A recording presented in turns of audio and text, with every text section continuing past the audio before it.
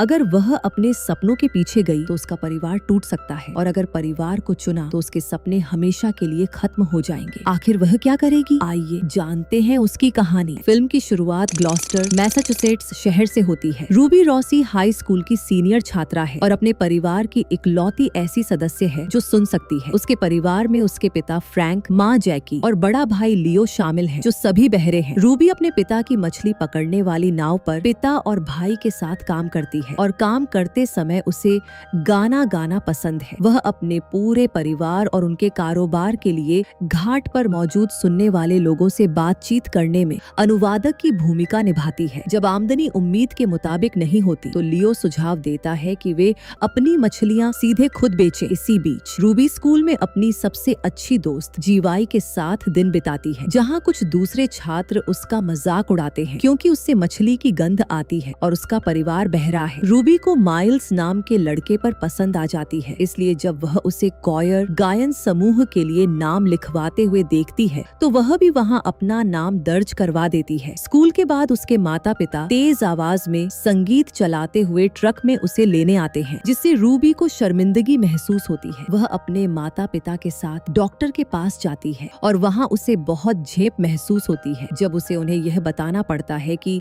उन्हें jock itch नाम की एक आम बीमारी हो गई है, जो अक्सर गीले कपड़ों में रहने वाले मछुआरों में पाई जाती है। डॉक्टर उन्हें 2 हफ्तों तक शारीरिक संबंध न बनाने की सलाह देता है, लेकिन वे कहते हैं कि यह उनके लिए संभव नहीं है। परिवार जब साथ बैठकर रात का खाना खाता है, उसी दौरान लियो टिंडर ऐप पर स्वाइप करता रहता है। इसके बाद कॉयर की कक्षा शुरू होती है, जहां शिक्षक मिस्टर वी अलोबोस हर छात्र से थोड़ा थोड़ा गाने के लिए कहते हैं ताकि वह उनकी आवाज को समझ सके। जब रूबी की बारी आती है तो वह बहुत ज्यादा घबरा जाती है और भावुक होकर कमरे से बाहर निकल जाती है। वह पानी के किनारे जाती है और वहां अकेले गाने लगती है। बाद में घर लौटने पर वह अपने माता पिता को पैसों को लेकर झगड़ते हुए देखती है, क्योंकि उनके क्रेडिट कार्ड बार बार अस्वीकार हो रहे हैं और बिल लगातार बढ़ते जा रहे हैं। फ्रैंक कहता है कि शायद उन्हें अपनी नाव बेचनी पड़ सकती है। उधर घाट पर सभी मछुआरों को बताया जाता है कि अब उन्हें नियमों का पालन सुनिश्चित करने के लिए संघीय निरीक्षकों को बुलाने पर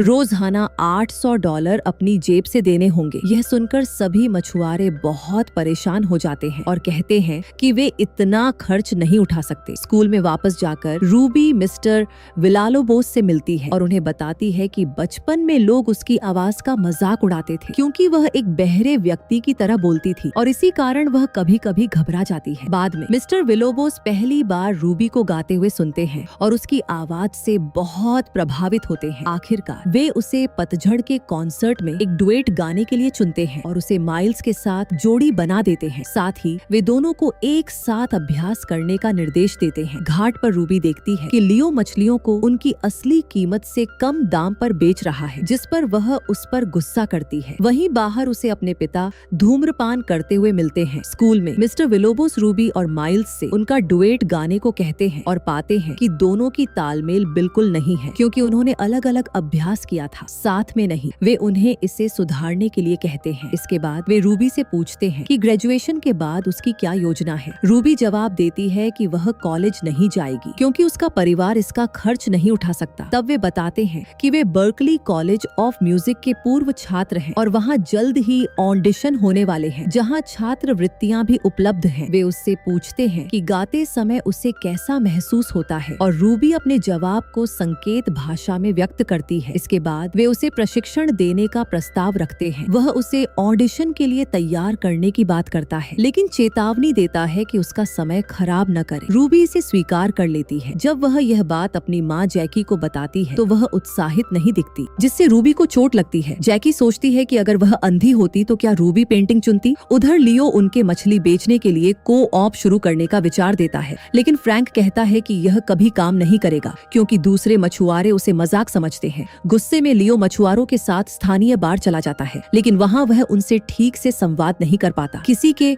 उस पर ड्रिंक गिराने पर वह लड़ाई में उलझ जाता है। बार में काम करने वाली जीवाई उससे टेक्स्ट के जरिए बात करती है और दोनों बाद में पीछे के कमरे में एक दूसरे के करीब आ जाते हैं। माइल्स रूबी के साथ डुएट की प्रैक्टिस के लिए आता है। दोनों थोड़े असहज रहते हैं और समझ नहीं पाते कि कहाँ देखें। वे पीठ के बल खड़े होकर गाना शुरू करते हैं और धीरे धीरे तालमेल बनने लगता है, लेकिन तभी फ्रैंक और जैकी के शारीरिक संबंधों की आवाज उन्हें रोक देती है। रूबी शर्मिंदा शर्मिंदा होकर उन्हें रोकती है और फिर और ज्यादा अपमानित महसूस करती है जब उसके माता पिता को लेकर उसका मजाक उड़ाते हैं। रूबी गुस्से में माइल्स से भिड़ती है। वह कहता है कि उसने सिर्फ एक व्यक्ति को बताया था, लेकिन रूबी गुस्से में वहाँ से चली जाती है। रिहर्सल में रूबी बोथ साइड्स नाउ गाती है। मिस्टर विलोबोस उसे भावनाओं से गाने और गुस्सा निकालने के प्रेरित हैं। काउंसिल बैठक में मछुआरों के सामने ऑब्जर्वर्स के मुद्दे पर चर्चा होती है। फ्रैंक खड़ा होकर बोलता है, जिसका अनुवाद रूबी करती है। वह गुस्से में काउंसिल को अपशब्द कह देता है और फिर लियो के को-ओएम्पो वाले विचार को अपनाने का फैसला करता है। वह कहता है कि वे अपना को-ऑप शुरू करेंगे और सबको अपनी मछली लाने के लिए कहता है, जिसे वह दोगुने दाम पर बेचेगा। जैकी घबरा जाती है। लियो कहता है कि वे आखिरकार मछली पकड़ने वाले समुदाय का हिस्सा बन सकते हैं, लेकिन जैकी कहती है कि वे कभी नहीं बन पाएंगे क्योंकि वे उनसे संवाद नहीं कर सकते। फ्रैंक रूबी की ओर इशारा करता है कि वही उनका संवाद का जरिया है। रूबी नए बिजनेस में लगातार काम करने लगती है, पूरे समय अनुवाद करती है और अपने बहुत व्यस्त प्रैक्टिस शेड्यूल को संभालती है। जैकी दूसरे मछुआरों की पत्नियों से बात करने की कोशिश करती है, लेकिन खुद को अलग थलग महसूस करती है। मिस्टर विलालोबोस रूबी के देर से आने और काम को गंभीरता से न लेने पर गुस्सा होते हैं। वे उसे चेतावनी देते हैं कि अगर वह फिर देर से आई तो वे उसे ट्यूटर करना बंद कर देंगे। माइल्स रूबी से मिलता है और कहता है कि उसे अफसोस है। साथ ही वह स्वीकार करता है कि वह उसकी उस बात की प्रशंसा करता है कि उसका पूरा परिवार एक दूसरे से जुड़ा है, जबकि उसका अपना परिवार ऐसा नहीं है। इसी दौरान एक न्यूज क्रू फ्रैंक और जैकी का इंटरव्यू लेने आता है। रूबी को अभ्यास पर जाना होता है, लेकिन जैकी उसे रोक कर कहती है कि वह नहीं जा सकती। वह उस पर परिवार को असफल करने की चाहत का आरोप लगाती है। दोषी महसूस करते हुए रूबी रुक जाती है और इंटरव्यू में अनुवाद करती है। इसके बाद वह जल्दी से मिस्टर विलोबोस के घर जाती है, लेकिन वे दरवाजा नहीं खोलते। स्कूल में उसकी गैर गंभीरता से तंग आकर वे उसके साथ काम जारी रखने से मना कर देते हैं और कहते हैं कि उन्हें घर पर असफलता का सबक नहीं चाहिए। रूबी अपने परिवार को बताती है कि उसे गाना कितना पसंद है और इस बात को लेकर परिवार से उसकी बहस हो जाती है कि वह लगातार उनका अनुवाद करती है और कितना थक चुकी है। बाद में जैकी और फ्रैंक के बीच रूबी के कॉलेज जाने को लेकर झगड़ा होता है। जैकी नहीं चाहती कि वह जाए और सोचती है कि अगर वह अच्छी गायिका न निकली तो क्या होगा। वह कहती है कि वह अपने बच्चे को नहीं खोना चाहती। फ्रैंक जवाब देता है कि वह कभी बच्ची थी ही नहीं। अपने परिवार से नाराज होकर रूबी काम पर नहीं जाती। उसी समय ऑब्जर्वर फ्रैंक की नाव की निगरानी के लिए पहुंचता है। माइल्स और रूबी साथ में तैरने जाते हैं और धीरे धीरे उनके बीच चुंबन हो जाता है। उसी दौरान ऑब्जर्वर समझता है कि नाव पर कोई भी सुनने वाला काम नहीं कर रहा है और वह कोस्ट गार्ड को बुला देता है। फ्रैंक और लियो में से कोई भी सायरन नहीं सुन पाता। फ्रैंक का लाइसेंस सस्पेंड कर दिया जाता है और उस पर भारी जुर्माना लगाया जाता है, जिसे वह तब तक नहीं चुका सकता जब तक वह फिर से समुद्र में काम न करे। इसके लिए उन्हें एक सुनने वाले डेक हैंड की जरूरत होती है, लेकिन जैकी कहती है कि वे उसे अफोर्ड नहीं कर सकते। फ्रैंक कहता है कि रूबी ही वह डेक हैंड है। रूबी बहुत भावुक हो जाती है और पूछती है कि वे कैसे कह सकते हैं कि यह उसकी गलती है। फ्रैंक कहता है कि वह बिजनेस बेच देगा। रूबी मान जाती है कि वह कॉलेज छोड़कर नाव पर काम करेगी और कहती है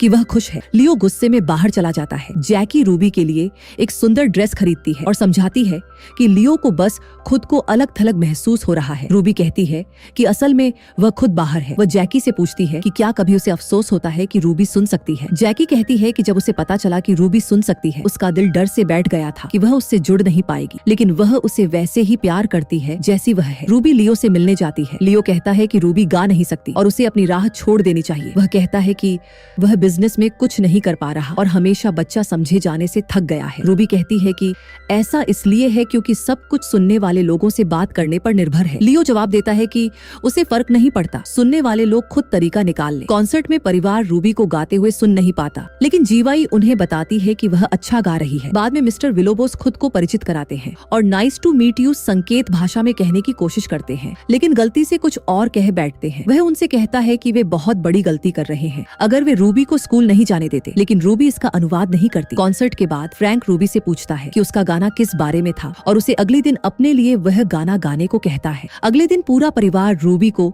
उसके बर्कली ऑडिशन के लिए ले जाता है। उन्हें बताया जाता है कि वे उसके साथ ऑडिशन रूम में नहीं जा सकते। अंदर जाकर रूबी को माइल्स मिलता है जो बताता है कि उसका ऑडिशन खराब गया और वह घबरा गया था। ऑडिशन शुरू होता है और रूबी को एहसास होता है कि वह अपना शीट म्यूजिक भूल गई है। वह असमंजस में पड़ जाती है कि आगे कैसे बढ़े। तभी मिस्टर विलोबोस अंदर आते हैं और उसके साथ पियानो बजाने की पेशकश करते हैं। वह शुरुआत थोड़ी लड़खड़ाहट से करती है। मिस्टर विलोबोस जानबूझकर पियानो में गलती करते हैं ताकि उसे फिर से शुरू करने का मौका मिल सके। थिएटर की ऊपर वाली पंक्ति में उसका परिवार बैठा होता है। रूबी बॉट साइड्स नाउ गाती है और साथ ही संकेत भाषा में उसके शब्दों को व्यक्त करती है। फ्रैंक एक नए सुनने वाले डेक हैंड को प्रशिक्षित करता है और उनका बिजनेस बेहतर चलने लगता है। जैकी दूसरे मछुआरों की पत्नियों के साथ घुलने मिलने लगती है। माइल्स कुछ साइन साइन लैंग्वेज सीखता है। रूबी को बर्कली में प्रवेश मिल जाता है और वह अपने परिवार को अलविदा कहती है। जीवाई उसे कार से ले जाती है, लेकिन वह बीच में रुककर वापस दौड़ती है और अपने परिवार के साथ एक ग्रुप हग करती है। फिर वह हाथ के संकेत से अलविदा कहती है और कार आगे बढ़ जाती है और कहानी यहीं पर खत्म होती है।